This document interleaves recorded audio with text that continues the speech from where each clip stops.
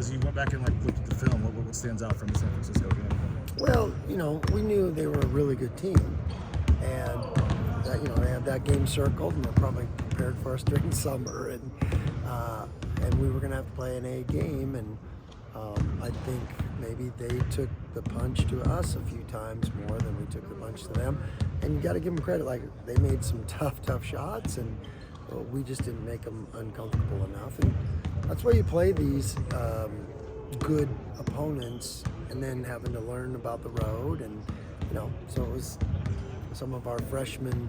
It was some of their first time in a road environment in college basketball. It's a big difference, I went back and told them about some of these guys that went on to be great players of some of their first experiences.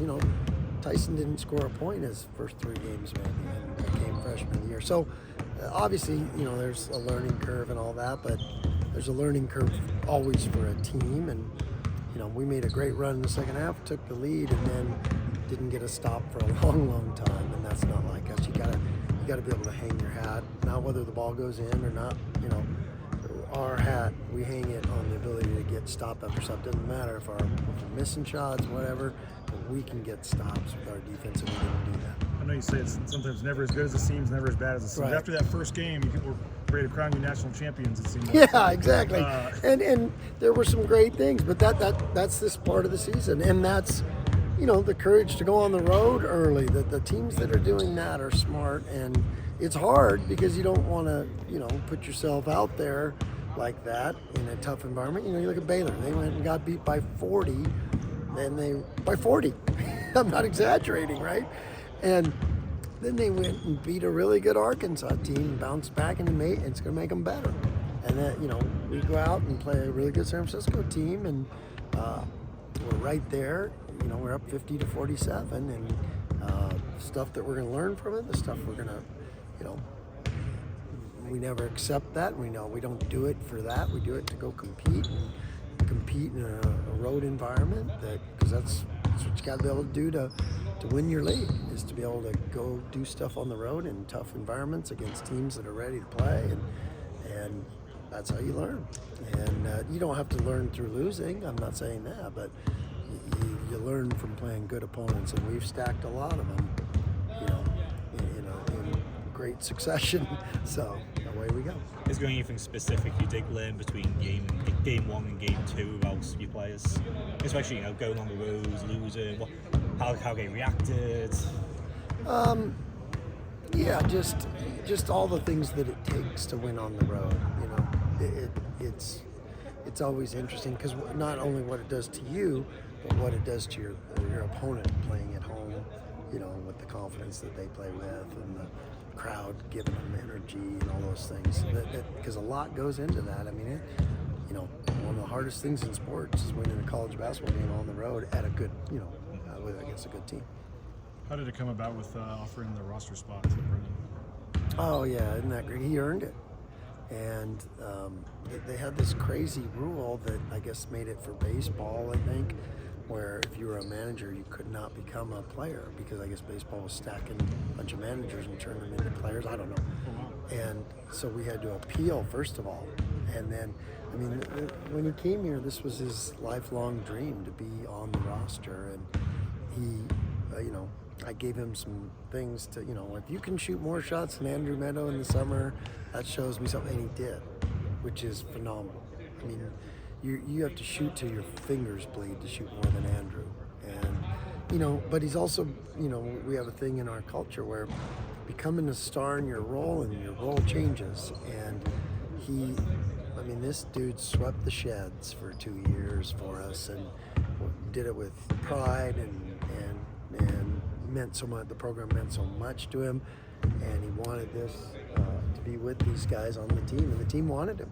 And so for him to earn it, it was pretty special for me to be able. I didn't give it to him; he earned it. So had that been kind of in the works? Was that a total surprise when you gave him that? We saw the video, obviously, that you presented to him and told him he was on. Was that something that he was hoping was about to happen? Yeah, he didn't know the NCAA had ruled finally. Okay. and we had it as a surprise, so he did not know. In fact, he was helping with some scout team stuff, and I pretended like, you need to make sure you're in film paying attention tomorrow because you didn't have the, so he thought he didn't think that was coming. It was fun. I know you've given guys scholarships and stuff before, and I mean, I don't know if you've ever had a situation like this, but we saw the video and how the team reacted, and he pulled out the jersey. Yeah. Like, what for you and all these years of coaching? Where does that rank in terms of cool moments for you? Yeah, because I've known B-Man, as we call him.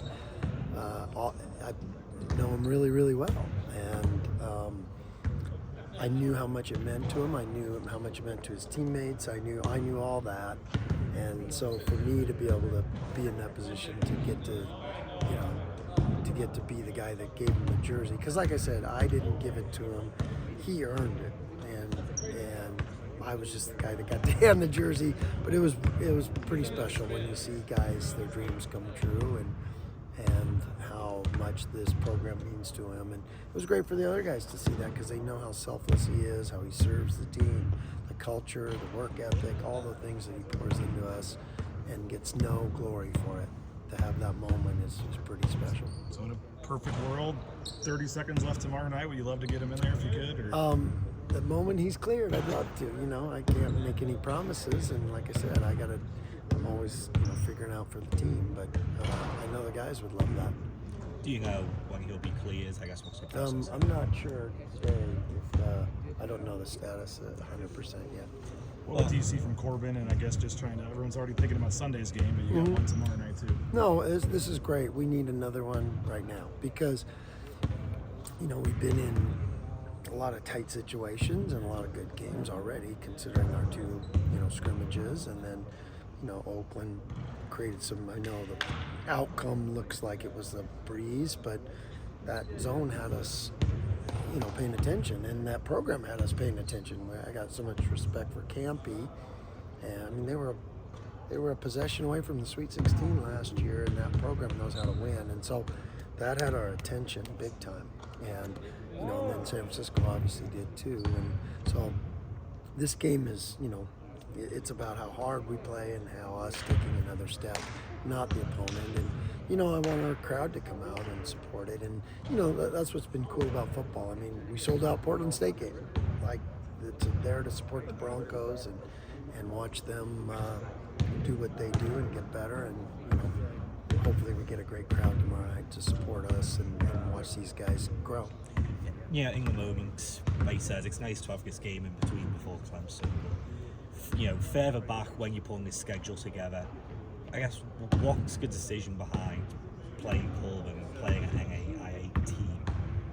I guess how beneficial is it to you guys?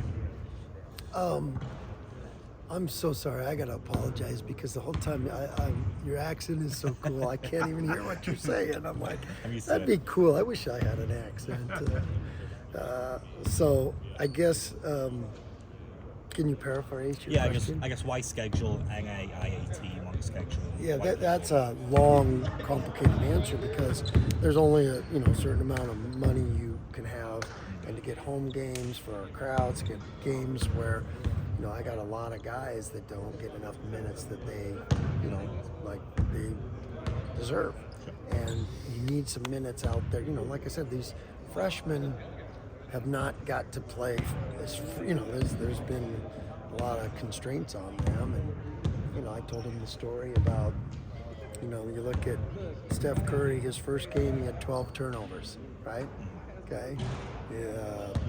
We're talking about Tinsley, his first game he had 14 turnovers or something, and then the freshmen need that ability to go out and have some freedom and play through some things and just get comfortable. And you do that in practice, sure, but you do that, in a game at San Francisco, it can cost your team the game.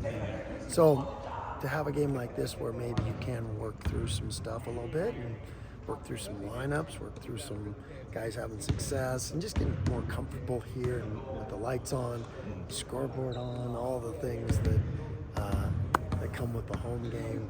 It just gives to go get a Division I team, it costs 20 times that amount, and so it's a great deal for these non-ones, to be able to come and play a team like us and a Division I program, and it helps them in a lot of ways. So it's a win-win-win.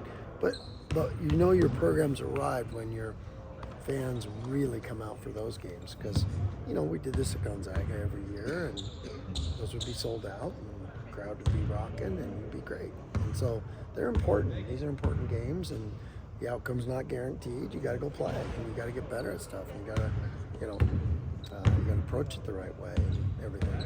So just with that being said, for fans who do come and watch, any freshmen or any guys who you might not be too familiar with, who they may Well, I think see? we don't have an unlimited roster. It's pretty right out there in front of you, and so you know who they are. I guess the only one would be B-Man. Yeah. Is everybody health-wise after a week? Great. We're knock on wood. We've been blessed there, no doubt about it. That was a physical game, though.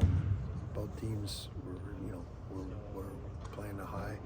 I watched a lot of games in this last week, and I thought both of the teams at San Francisco, I felt like, wow, that San Francisco team could have beat a lot of teams on that night, especially the way they shot it. And they have a tendency to do that at home. They got veteran guards. I mean, we played against Marcus Williams. How about that? We beat him at Wyoming. We beat him at A&M. We beat him last year at San Francisco. That's the new reality of college basketball. Is you're playing the same guy at 3 different schools. Isn't that crazy? And for it seems like 10 years too. We were about to do that with Xavier Bussell and Yeah, his third Mountain West team. It's nutty. I mean, it's Marcus gave me a hug after the game, and I'm like, wow, Finally done, right? where do I see you next year? I guess I don't know.